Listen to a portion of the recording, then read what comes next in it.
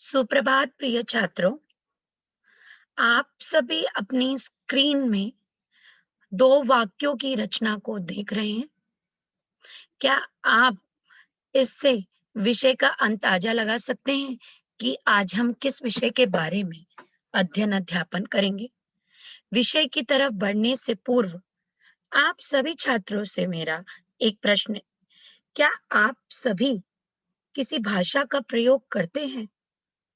हाँ, हम सभी कभी ना कभी भाषा का प्रयोग करते हैं या रोजमर्रा की जिंदगी में भाषा का प्रयोग होता है। कही जाने वाली बात भाषा ही तो है। कथ्य एक वाक्य से भी कहा जा सकता है, अनेक वाक्यों से भी कहा जा सकता है, किंतु हर वाक्य में कथ्य का कोई ना कोई बिंदु अवश्य होता है। कहने का कोई ना कोई मकसद जरूर होता है, जिसे वक्ता कुछ प्रधानता देकर आप जैसे वक्ता कुछ प्रधानता देकर स्पष्ट करना चाहते हैं। अभी मैं आपके सामने कुछ बोल रही हूं और कुछ महत्वपूर्ण है जो आपको विषय की तरफ ले जा रहा है, तो कर्ता आपको विषय की तरफ लेकर जा रहा है। और यहाँ पर अगर आप वाक्य को पढ़ें, रेखा मोहन को पढ़ाती है, तो रेखा जो करता है, क्रिया क्या कर रहा है? पढ़ाने की कर रही है। मोहन फल खाता है, तो मोहन क्रिया क्या कर रहा है? खाता है, खाने की क्रिया को कर रहा है। अगर हम इन सभी बातों की तरफ आगे बढ़ते हैं, तो हम एक विषय पे आकर रुकते हैं। यह विषय है वाच्य। अब वाच्य का शाब्दिक अर्थ है बोलने योग्य, बोले जाने वाले शब्द। वाच्य इस बात का संकेत देता है कि वक्ता जो बोल रहा है, इस वाक्य में किस कथ्य बिंदु को प्रधानता दे रहा है, किस कथन को वो प्रधानता दे रहा है। आज हम वाच्य किसे कहते हैं, वाच्य के कितने भेद होते हैं, वाच्य की दृष्टि से वाक्य परिवर्तन कैसे किया जाता है, इसके बारे में जानें। वाच्य को अंग्रेजी में वॉइस भी कहा जाता है। वॉइस अर्थात हमारी आवाज, हमारा बोलना, हम बोलते किस तरीके से हैं। और जब हम बोल रहे हैं तो हम कर्ता को प्रधानता दे रहे हैं, क्रिया को प्रधानता दे रहे हैं या कर्म को, ये बहुत कुछ मायने रखता है। जो बोलने का विषय हो उसके बारे में बात करना। वाच्य में क्रिया ही कथ्य बिंदु है, कहना ही क्या है, आपका कथ्य बिंदु है। क्रिया का परिवर्तित और बदलता रूप ही वाच्य कहलाता है। उदाहरण, नेहा पढ़ रही है। वाक्य से स्पष्ट होता है कि कथ्य बिंदु नेहा के विषय में बात की गई है। इसी प्रकार मान लीजिए कि बगल के कमरे में अमित पढ़ रहा है, बिल्ली भी वहां घूम रही है। अचानक माँ को गिलास टूटने की आवाज आई। एक आपके सामने मैंने पृष्ठभूमि रखी, आप दोबारा से सुनिएगा। मान लीजिए बगल के कमरे में अमित पढ़ रहा है, बिल्ली भी वहां पर घूम रही है और अचानक से माँ को गिलास के टूटने की आवाज आती है। माँ का वाच्य बिंदु क्या होगा, बोलने का योग्य क्या होगा? ध्यानपूर्वक सुनिएगा। बिल्ली है तो कहेंगी, अगर वो बिल्ली की तरफ इशारा करेंगी या बात करेंगी, अरे बिल्ली ने गिलास तोड़ डाला। और यदि वाच्य बिंदु ग्लास है, ठीक है, आपका गिलास है, तो वो कहेंगे अरे गिलास टूट गया। इस प्रकार वाक्य रचना में अगर वाच्य यह बताता है कि वाक्य में स्थित कर्ता, कर्म या क्रिया, इनमें से किसे वक्ता ने कथ्य बिंदु बनाया है, किसकी तरफ संकेत किया गया है और किसको प्रधानता दी गई है, तो ये वाच्य ही तो कहलाता है। वाच्य कर्ता या कर्म या क्रिया भाव के संबंध में ही बताता है। इसीलिए वाच्य के तीन मुख्य क्या होते हैं, आपके भेद होते हैं।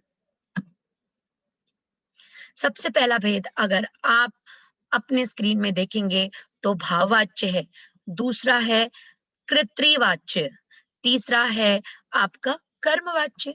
अब वाक्य में परिवर्तन देखिएगा, उससे बैठा नहीं जाता। यहाँ भाव प्रकट है। भाववाच्य की विशेषता है कि यहाँ पर कर्म की प्रधानता ना होकर भावों की कर्ता की प्रधानता होती है। अब इसे परिवर्तित करना है कि कर्तृवाच्य में, तो कैसे करेंगे? वो बैठ नहीं पाता। यहाँ पर मैंने वह का प्रयोग किया। क्यों? क्योंकि यहाँ पर मुझे कर्ता को प्रधानता देनी है। क्रिया क्या हो रही है? वो बैठ नहीं पा रहा है। सुमन से पढ़ा नहीं जाता, सुमन नहीं पढ़ती। हिरण से दौड़ा नहीं जाता, हिरण नहीं दौड़ता।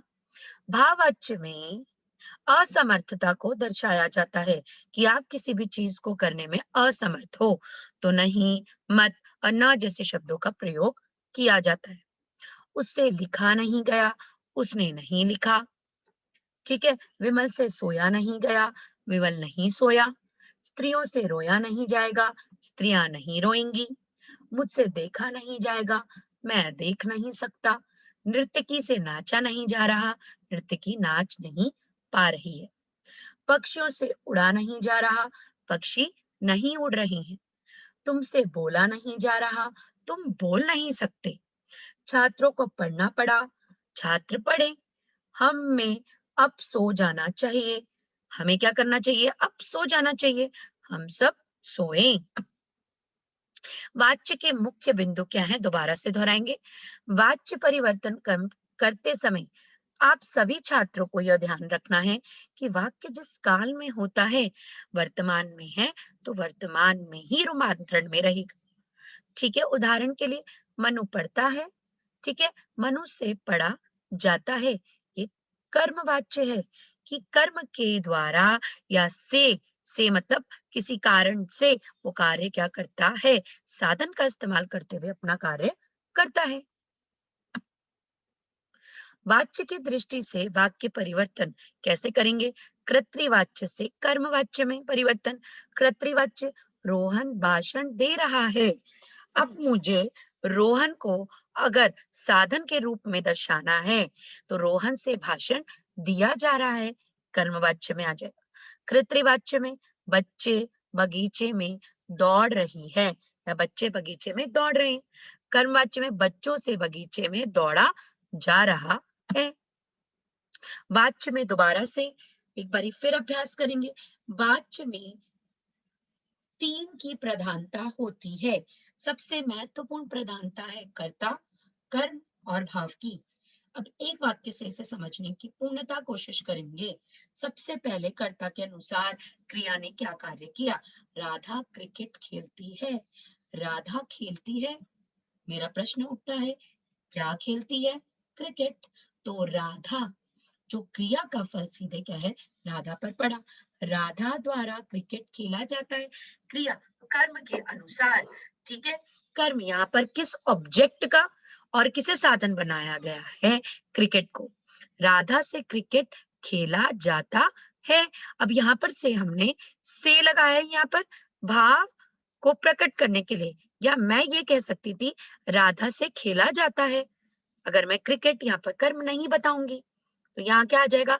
राधा से क्रिकेट नहीं, राधा से खेला जाता है। तो ये भाव के अनुसार आपका वाच्य कहलाएगा। एक बार फिर दोहराते हैं। कृतवाच्य होता का, जहां क्रिया का संबंध सीधा कर्ता से हो तथा क्रिया को लिंग तथा वचन कर्ता के अनुसार ही उसे कृतवाच्य कहते हैं। बदला जाए, परिवर्तित किया जाए। जैसे रेखा लड़की है तो पढ़ाती है। ठीक है। मोहन लड़का है तो खाता है। उपर्युक्त वाक्यों में रेखा मोहन करता है, इनके द्वारा की गई क्रियाएं पढ़ाती है, पढ़ाता है, कर्ता के लिंग वचन के अनुरूप ही बदले हैं। अतः ये कृतवाच्य है।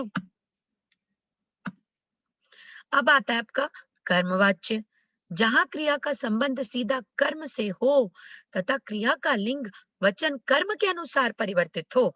सीता ने दूध पिया, ये तो मैं लिखती सीता ने दूध पी। सीता ने पत्र लिखी।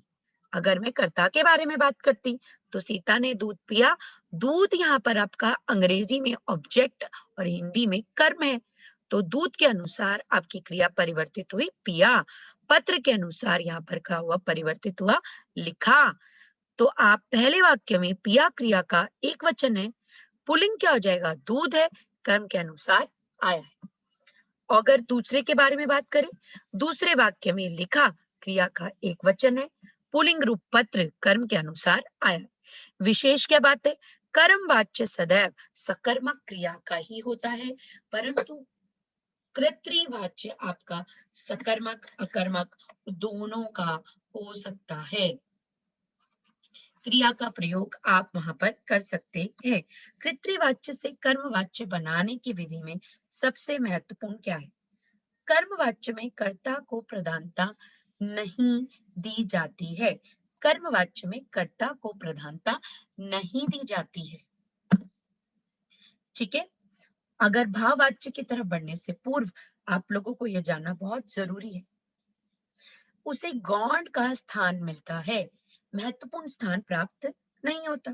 ये गौणता जो महत्वपूर्ण स्थान प्राप्त नहीं हुआ, उसे दर्शाते कैसे, कर्ता को कर्ण या माध्यम के रूप में हम दर्शाते हैं, और वो भी कैसे लगा के, से या के द्वारा या द्वारा आदि लगाकर व्यक्त किया जाता है।